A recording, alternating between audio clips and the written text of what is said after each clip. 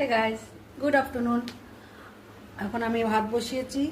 আজকে হচ্ছে শুক্রবার, আর আমার ছোটো মেয়ের তো বার্থডে খুব তাড়াতাড়ি চলে এসছে। সেটা হচ্ছে কালকে শনিবার মেয়ের বার্থডে, 3 বছর হবে। তো দেখো, ওর জন্য আমি 3টে জামা নিয়েছি, দেখে নাও কীরকম। তো এই একটা জামা, এটা তো নতুন আছে, এটা পরাতে পারি। আর একটা হচ্ছে এই যে, এটা বাজার কলকাতা দিয়ে দিয়েছি। আমি এই ধরনের পরাতে কমফর্টেবল ফিল করি, তাই জন্য এগুলো কিনে দিয়েছি।